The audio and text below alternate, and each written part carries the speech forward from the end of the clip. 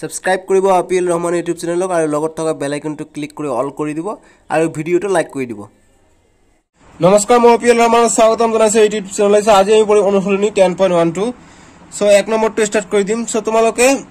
আগৰ যদি অনুশীলনী নিব লাগে যেনেকৈ 9.2 লাগে তেনেহলে ডেসক্ৰিপশন পাই যাবা, যদি 10.2 লাগে ডেসক্ৰিপশনত পাই যাবা। তো সববিলাকে আছে, মোৰ চেনেল ভিজিট কৰিলে পাই যাবা। প্লেলিস্টত বনোৱা আছে, প্লেলিস্ট বনোৱা আছে ক্লাস 7 এৰ কাৰণে। সো তোমালোকে জলদি গৈ ভিডিওটো লাইক কৰি দিয়া, চেনেলটো সাবস্ক্ৰাইব কৰি দিয়া যাতে আগলৈ ভিডিওবোৰ পাই থাকে। ক্লাস 8ত গৈও তোমালোকে ভিডিও পাবা মোৰ চেনেল সাবস্ক্ৰাইব কৰিলে। সো এক নম্বৰটোৰ পৰা স্টাৰ্ট কৰি দিম। এইবিলাক একেবাৰে সহজ অংক হয়, ঠিক আছে। যে আমি কি কি কৰিম এইবিলাক আমাক চাব লাগে, গতি কেনে কি কৰিম একেবাৰে সহজ কৰি মই বুজাই দিম, তোমালোকে একেবাৰতে বুজি পাবা। সো আমাক অনুশীলনী 10.1 কি কৈছে যে এডাল যিকোনো ৰেখা এম আঁকা, গতিকে আমি কম্পাস লাগিব। এই কাৰণে মই আগৰ ভিডিওত কৈ দিছো যে কম্পাসৰ কাৰণে স্কেল জ্যামিতি বক্স এটা তোমালোকে দেউতাক কবা যে কিনি আনি দিব, জ্যামিতি বক্স এটা ৰাখি দিব। সো গতি আমাক এতিয়া কি কৈছে যে একৰ উত্তৰ আমি কৰিম, যে একৰ সমাধান বা উত্তৰ। গতিকে একৰ উত্তৰটা আমি এনেদৰে কৰিম যে মই এটো সদাই লও।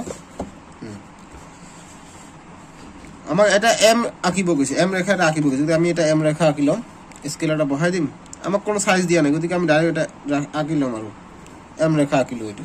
ঠিক আছে। গতিকে আঁকিলো, আঁকাৰ পিছত এইটো বেকা অকমান হৈছে না, গতিকে একো কথা নাই, আমি বেক সমান্তৰাল আঁকিব গৈছে, বেকাকৈ সমান্তৰাল হ'ব, সোজা হলে গতিকে এইটো বেকা হৈছে, একো কথা নাই, তোমালোকে সোজাকে আঁকিবা। কাৰণ মই ভিডিও বনাওঁতে এইটো অকমান বেকা হ'ব পাৰে, অসুবিধা নাই, তোমালোকে ভালকে আঁকিবা। তাৰপিছত এমৰ ওপৰত নাথাকা যিকোনো বিন্দু এ লোৱা, গতিকে এমৰ ওপৰত নাথাকা মানে এম ৰেখা যাতে নাথাকে যিকোনো বিন্দু এ লোৱা, গতিকে ইয়াতো হ'ব পাৰে, ইয়াতো হ'ব পাৰে, বা ইয়াত মই ওপৰতে লৈ লওঁ, ওপৰত এটা বিন্দু মই এ বুলি ধৰি লওঁ যে এটা এ।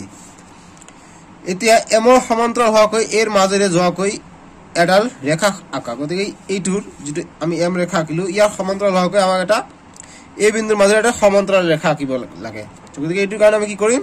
এই বিন্দুটো এইটো লাইনৰ লগত আমি সংযোগ কৰি দিম, ঠিক আছে।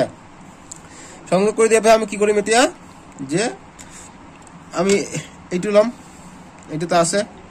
কম্পাসৰ কাটাৰটো।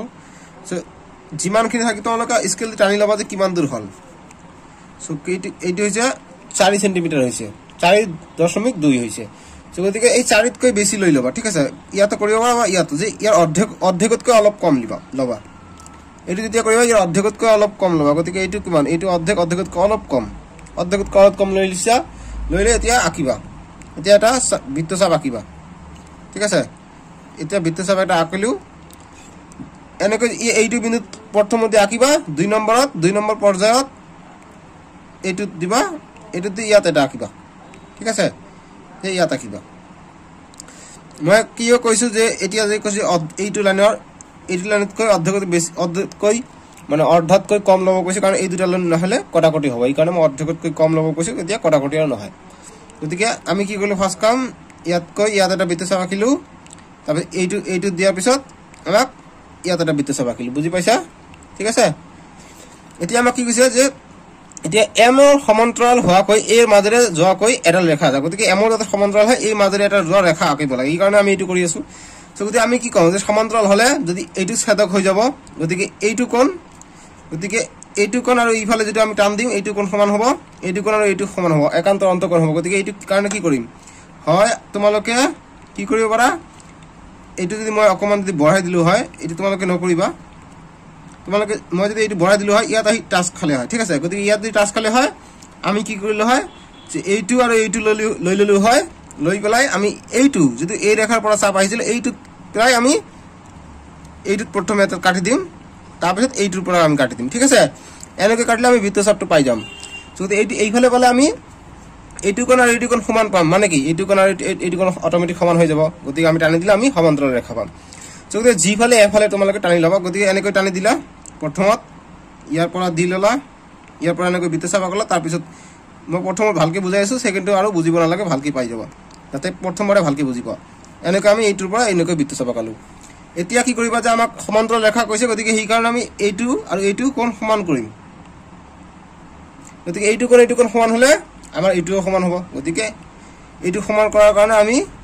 ইয়াত টানি দিম, ইয়াত টানি দিব পাৰা বা ইফালে, গতিকে এইফালে আছে একান্তৰ অন্তকোণ ইফালে হ'ব, গতিকে আমি এইফালে কৰি দিম, ঠিক আছে,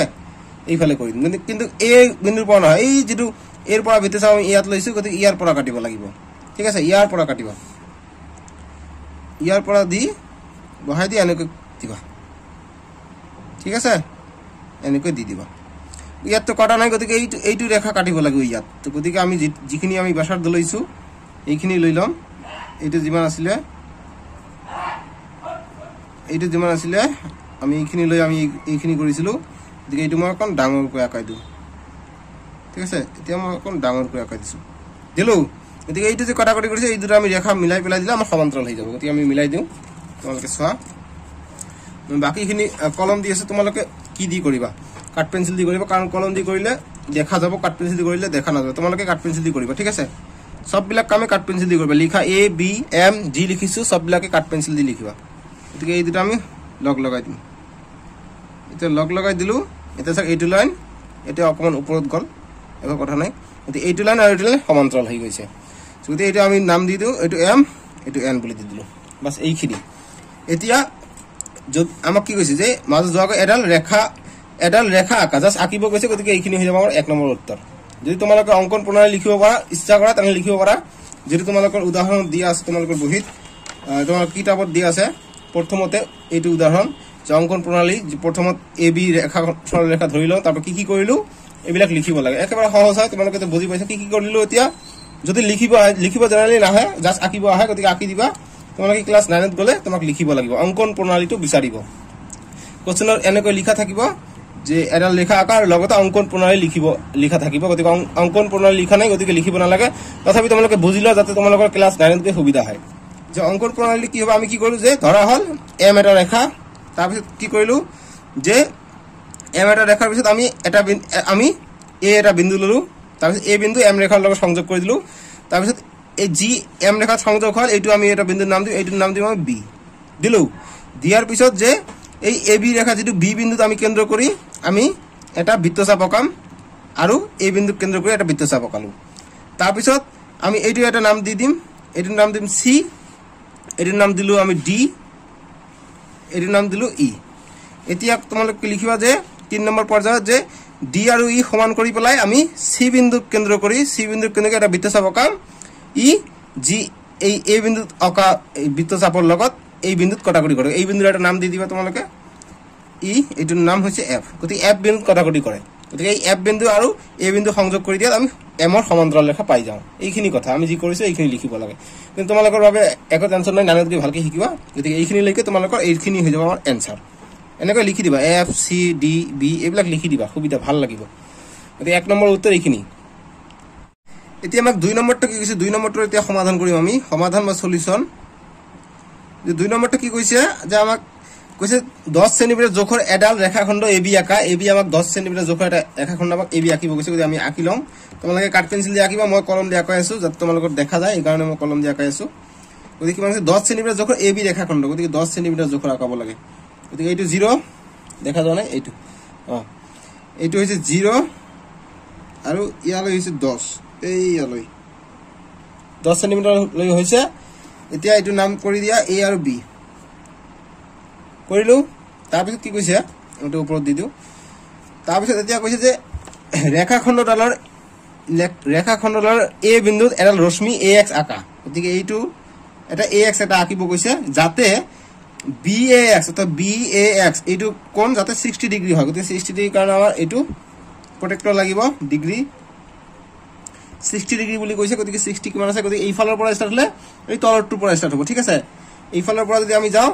তেনহলে এইটো এই ওপৰটোৰ পৰা ষ্টাৰ্ট হ'ব মানে 0 এইটো হল 0 0 পৰা ষ্টাৰ্ট হ'ব ওপৰটো এই ফালৰ পৰা যদি যাও আমি এইটোৰ পৰা ষ্টাৰ্ট হ'ব এই ফালৰ পৰা গলো এইখিনি পৰা ষ্টাৰ্ট হ'ব এই 0 ৰ পৰা ঠিক আছে এই যে 10 ডিগ্ৰী 20 30 40 50 60 গতিকে এইটো ইয়াৰ খজাই আছে গতিকে ডট দি দিলো ডট দিয়াৰ পিছত এনেকৈ সংযোগ কৰি দিম ঠিক আছে এইটো হল আমাৰ এনেকৈ টিপ দিব পাৰা নিদিলে হল এইটো হৈ গল আমাৰ x গতিকে bax কিমান এইটো হল আমাৰ 60 ডিগ্ৰী বুজি পাইছা এতিয়া কি কৈছে যে ax ৰ ওপৰত d এটা বিন্দু লোৱা যাতে ad সমান 4 সেন্টিমিটাৰ গতিকে ax এইটো ৰেখা ইয়াৰ ওপৰত এটা d এটা বিন্দু লব কৈছে যাতে ad হৈ যায় 4 সেন্টিমিটাৰ গতিকে ad হৈ 4 সেন্টিমিটাৰ লৈ এটা বিন্দু আঁকাম গতিকে এইটো 4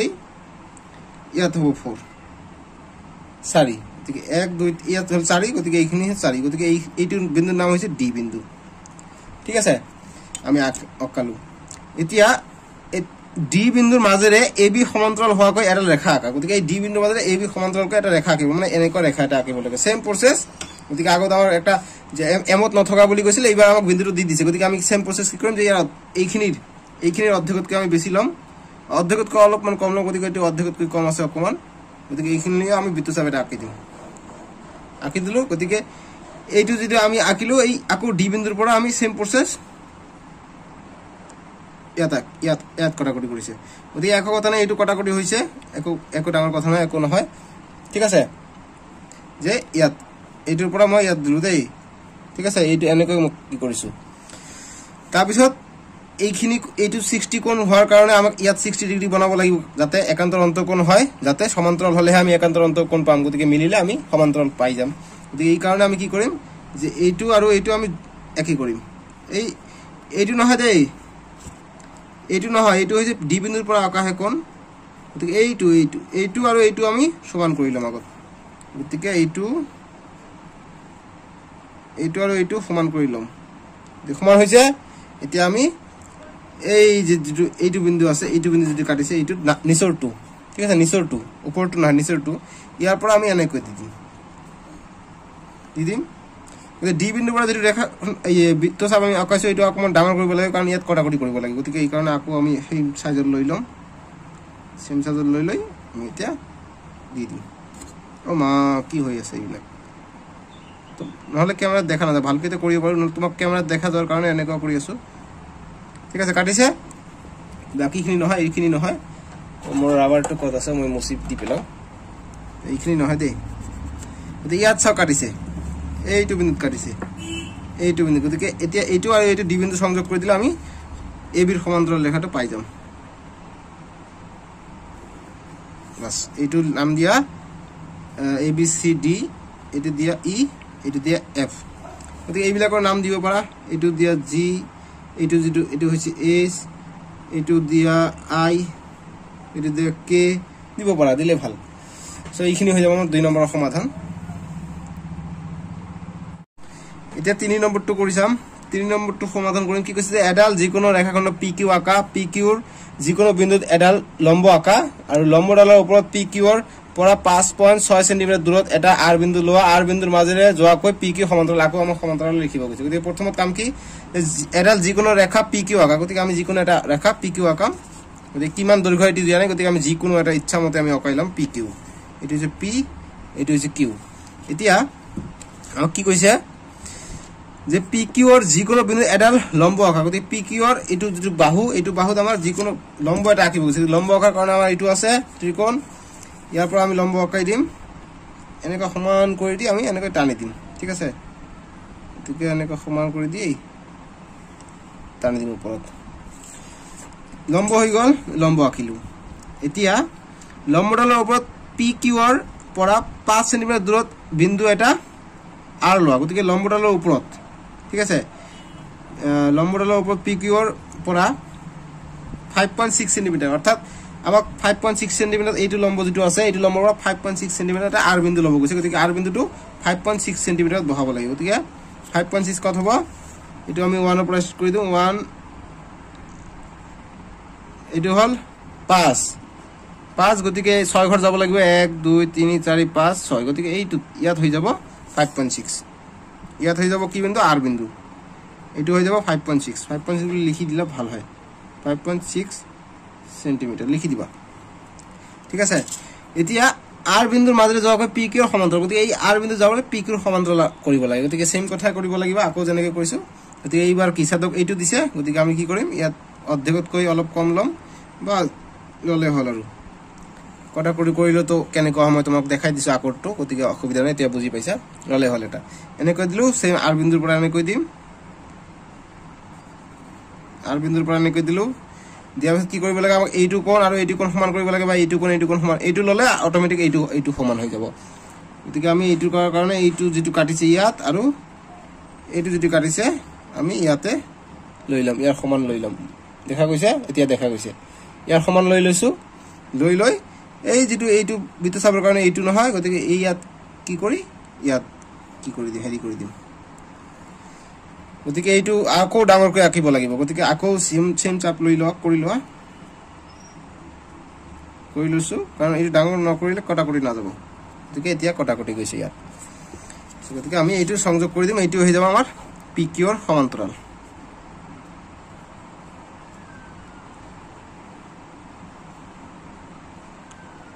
এইটো হৈ যাব PQ ৰ সমান্তৰাল এইটো PQRST বুলি দি দিলো এইবিলাকৰ নামকৰণ কৰিব পৰা যে এইটো কি বিন্দু কাটিছে এইটো X বিন্দু কাটিছে তাৰপিছত এইটো কাটিছে Y বিন্দু এইটো কাটিছে S বিন্দুত দি দিয়া এইটো এটি দিয়া M বিন্দুত তোমাৰ ইচ্ছা মতে দি দিব পাৰা গতিকে এইখিনি আমি কাটিলো গতিকে এইখিনি হৈ গ'ল সমান্তৰাল বুজি পাইছা এটা 4 নম্বৰ এতিয়া আমাক কৈছে 4 নম্বৰটো যে 7.5 দৈৰ্ঘ্যৰ এডাল ৰেখাখণ্ড XY আঁকা গতিকে আমি প্ৰথমে আঁকি লম XY দৈৰ্ঘ্যটো 4 নম্বৰটো গতিকে আমি ৰেখাখণ্ডটা আঁকি দিও 7.5 বুলি কৈছে গতিকে 7.5 কত হ'ব এইটো হল 7 1 2 3 4 5 অৰ্থাৎ ইয়াত হ'ব 7.5 ইয়াত হ'ব আৰু ইয়াত হ'ব এই শূন্যৰ পৰা হৈ ইয়ালৈ যাব বাস এইটো হৈ গ'ল 7.5 বেকা হৈছে তোমালোকে ক্যামেৰাত দেখা পাইছা বেকা কিন্তু একচুয়ালি বেকা হোৱা নাই তোমালোকে সিধাকৈ আঁকাবা ক্যামেৰাত এনেকুৱা দেখা যাব কাৰণ মই যে দুটা সমান সমান কৰি আছো এই কাৰণে এনেকুৱা দেখা গৈছে ঠিক আছে সো গতি এতিয়া চাওক সিধা দেখা গৈছে সো তোমালোকে সিধা সিধা আঁকাই দিবা এই কাৰণে মই মুখেৰে কৈ দিছো কাৰণ ক্যামেৰাত ভালকে দেখা যোৱা নাই এতিয়া আমাক কৈছে যে এইটো 7.5 সেমি আমি আঁকিলো এনেকৈ লিখি দিবা নাম্বার বেশি পাবা x আৰু y বিন্দুত দুটা লম্ব অঙ্কন কৰা গতিকে x আৰু এইটো কি আমি x আৰু y বিন্দু y ৰেখা আঁকিলো গতিকে এইটো বিন্দুত যে x আৰু y বিন্দুত দুডাল লম্ব অঙ্কন কৰিব গৈছে গতিকে আমি x বিন্দু আৰু y বিন্দু লম্ব আঁকাম গতিকে এইটোৰ কাৰণে আমি কি কৰিম এইফালে দি দিম এনেকৈ লম্ব আঁকাম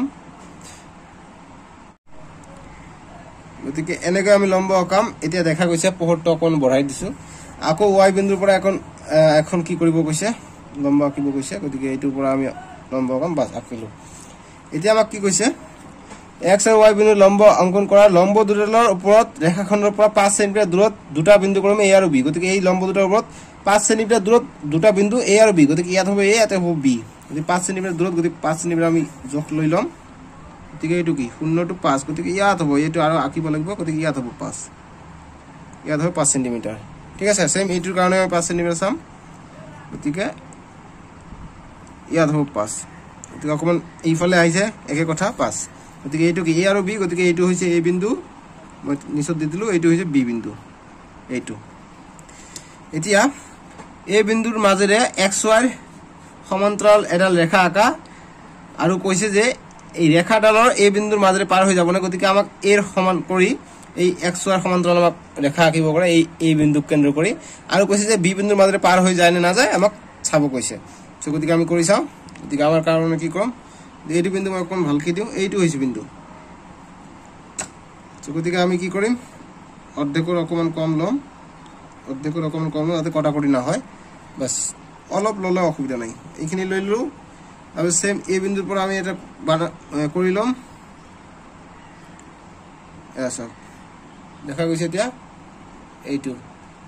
ঠিক আছে অকমান বেছি কৰি দিছো তাৰ পিছত কি আমাক এইখিনি কোণ আৰু এইখিনি কোণ সমান কৰিব লাগে গতিকে আমি